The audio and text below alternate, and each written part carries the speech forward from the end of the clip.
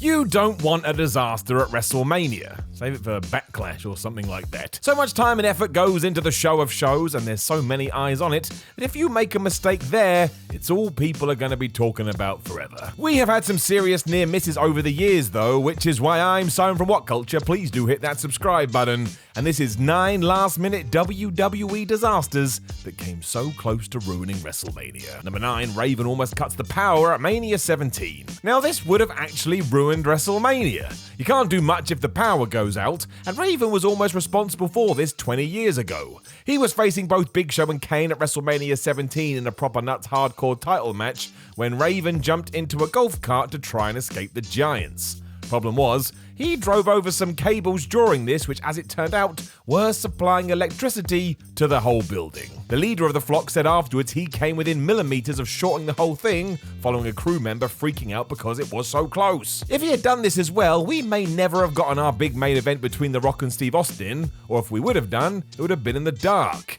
Given that Vince McMahon's reaction to his hiring was, "Who the flub hired Raven?"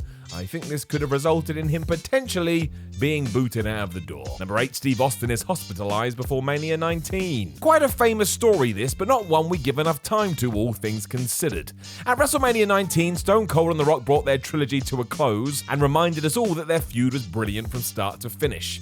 Behind the scenes though, Austin had decided this was going to have to be his last match as the damage to his neck had become so severe. It's why his vest that night had OMR written on it. That stood for one more round. Due to this mind and a bunch of other pressures, Stone Cold actually wound up in the hospital the night before the show. Putting it down to severe dehydration after drinking way too much wine, way too much caffeine and having way too many energy drinks, it eventually caught up to him and his heart, as you can imagine, went nuts. This is the reason why the iconic bout wasn't the main event of the show, as Jim Ross and co wanted to take some of the weight off Austin's shoulders. The Rattlesnake also admitted he wasn't really medically cleared for this bout, but cleared himself, and as we know that would never happen today, meaning the event would be ruined, for lack of a better term. Number 7, the COVID pandemic and Mania 36. Some people say this actually did ruin WrestleMania, but I think that's doing WWE a disservice. The sheer out of nowhere panic this brought must have sent shockwaves around the company, so getting anything done was quite the achievement. Still, this was meant to take place at Raymond James Stadium in front of 80,000 fans, and instead got moved to the Performance Center in front of nobody. It almost seems cruel that this was the first pay-per-view to experience this, because it made the whole shift feel even worse. From a sea of individuals to feeling like you were in a funeral parlor. It also saw the main matches change as Roman Reigns pulled out altogether because of this, and for a while it felt like chaos. But look, we got the Boneyard and Firefly Funhouse matches that were utterly different to what we were used to, and saw Drew McIntyre finally having his moment was special. It also sent him on a year-long tear. So it's not like WrestleMania 36 was devoid of moments, they were just moments that were presented in an unthinkable way. We still had Gronk as the guest host, but we can't do anything about that. Number 6, Seth Rollins almost passes out at Mania 35. We all remember that WWE decided to throw Seth Rollins and Brock Lesnar for the Universal title at first at WrestleMania 35, in what would turn out to be a pretty genius move. The crowd was desperate for a change, and when they got it, the noise was wonderful. Made you remember why you loved wrestling to begin with, especially as Seth took out the Beast in less than 3 minutes. It was a Goldberg special. Rollins went bonkers with the belt afterwards, spinning it around his head like he was hoping to take off, and it was this enthusiasm that almost took him out of the match entirely. As Seth admitted afterwards, he was so amped up for the fight that during his entrance, he almost passed out. If you watch it, you can see him kind of take a moment to steady himself too, and Rollins compared it to when you've been sat down for too long and then suddenly stand up. I totally get what he means, but if I do that, I just fall on my ass at home. There's a big difference. Number 5, Andre's back at Mania 3. Andre vs. Hogan at WrestleMania 3 is one of the most important matches ever. We all know this because WWE will never let us forget, and what it lacked in technical skill, it made up for with one hell of an emotional payoff. This peaked when Hulk slammed the Giant to the mat. There was a genuine moment of jeopardy before the bell had rung. And no, it wasn't Hulk Hogan's ludicrous claims that no one was sure whether Andre would let him do the slam, but the 7-footer was coming off serious back surgery and was in a lot of pain. That's why there were some questions around the move. Andre was worried his back couldn't take it. A huge reason for this suffering was due to his sheer size that would do a number on his bone and joints. In the end, a back brace was hidden away under his singlet to try and conceal his pain and help him through. We all know it worked, and is another reason why Andre was held in such high regard by Vince McMahon. he was forever the warrior. Number 4, Bray Wyatt's dodgy ankle at Mania 31. When we learned it was going to be Bray Wyatt versus The Undertaker at WrestleMania 31, there was an excitement in the air. It was a passing of the torch moment, or could have been, and it was also Taker's first match back after getting concussed at the previous Mania, where also the streak had died. This also opened up another big question: what on earth was a dead man going to look like? It had been 365 days. As it turned out, we needn't have worried about this and should have been focused on the Eater of Worlds. On the day of the show, he sprained his ankle while practicing the match and had to be carted backstage at Levi's Stadium. The pain was so bad, Wyatt's leg had to be put in a cast, but given what was on the line, he found a way to gut it out to have a 15-minute war with the Phenom. So while we were all doom and gloom when he got dropped on his head for the tombstone, I bet he was the most relieved man on the planet.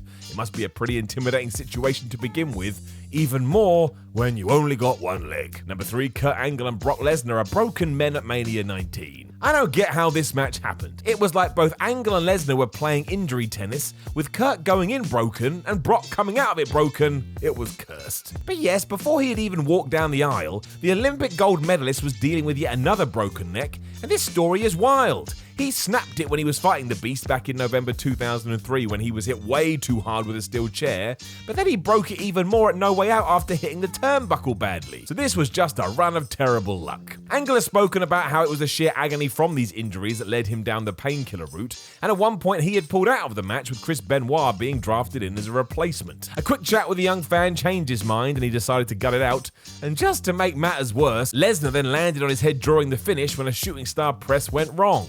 I honestly thought he had killed himself during that, but he was so massive he survived. It was not a pretty sight when all was said and done, and yet both men walked away from the squared circle, and I don't get how. Number 2, Rock Cena Round 2 is almost cut short at Mania 29. Proving that you can never take taglines seriously in WWE, once in a lifetime quickly became twice in that period as The Rock and John Cena went head-to-head once more. It was the last match of any real note for the Great One, and he did indeed drop the WWE title to the man who can't be seen. This had been the plan since Rocky had returned to the company in 2011.